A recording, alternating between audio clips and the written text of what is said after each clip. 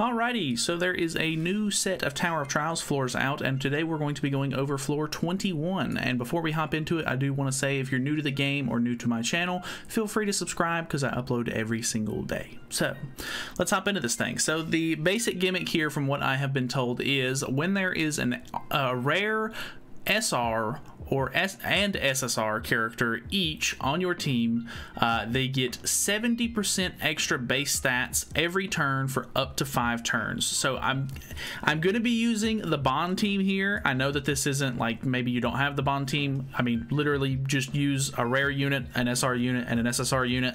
I figured I could just get decent type coverage here. I'm going to try it with this Excalibur Arthur up front first to see if I can get his stats.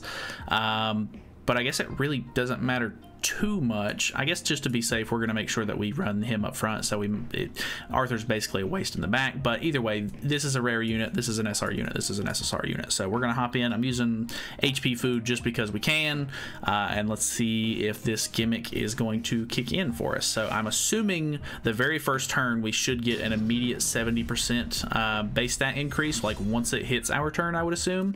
So we shall see how this goes. I do have the Arthur, or the Twigo Holy Relic, so I guess he will kind of tank for me for 2 turns. It is Tarmiel, so damage mitigation could be a bit of an issue. They're already dealing quite a bit of damage. Well, that one wasn't too bad actually, but this is all going to kind of stack on. I maybe should have put Tarmiel's Grace on him if I was smart. Association effect, active unique, or active unique. So yeah, we're definitely already getting some stats going because this is already kind of high.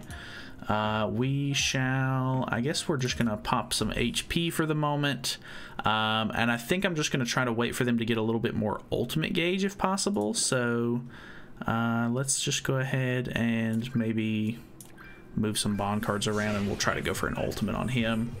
That way we can maybe just go for straight out of the gate, like get rid of them in 1 turn if possible. But it's looking like I might end up either having to use the detonate card or merge some Twigo cards if I want to make room for that. But yeah, so they already have a little bit.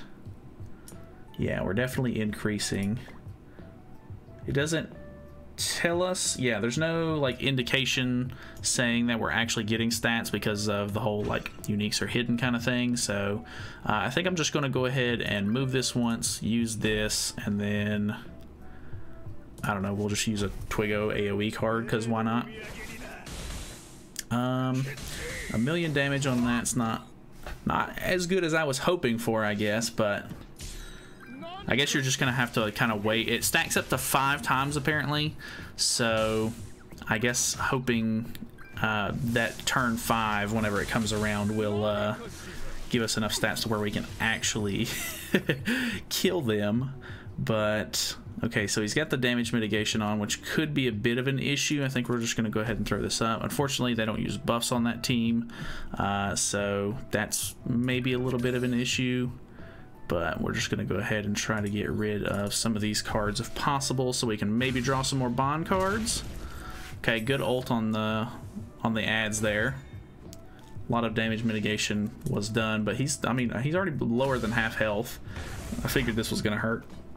Luckily, I think they've kind of started to target Slater more than they have Twigo, so that's at least, I guess, a plus. Because he was already starting to get a little bit low, so I guess we'll just kind of throw out some attacks while we can. The HP is going to help us hopefully survive a little bit more.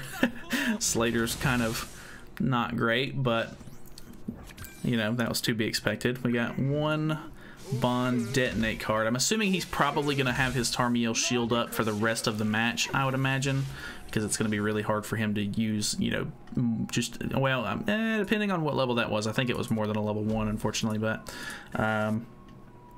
let's just go for an ult again on him, I guess. So we'll move this, pop both of these. That'll actually get us Slater's ultimate as well. Plus he's got full ultimate move gauge. 295. Unfortunately, that that shield is actually absorbing quite a bit. All right. So he's also healing back quite a bit as well, which is kind of troublesome.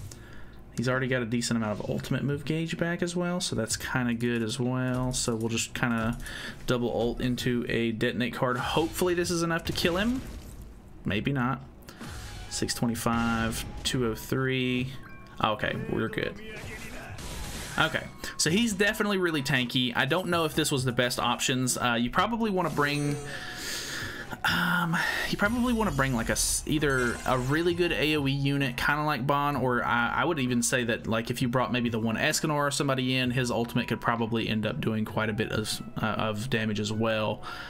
Plus, if you get enough stacks on him, it would probably, the death damage would transfer over to another character and everything. So I don't know. The Bon team was maybe not the best one to use to kind of showcase the stage, but the gimmick's pretty straightforward. Make sure that you're using an SSR, an SR, and a rare unit, and then you should be good to go. This one does yield 30 diamonds, so that is honestly pretty good. So that is pretty much it from me. So thank you guys so much for watching. Hopefully you guys enjoyed the video. Hopefully it was helpful. If, like I said in the beginning, if you haven't subscribed already, feel free to subscribe, and I'll see you guys in the next one. See you then.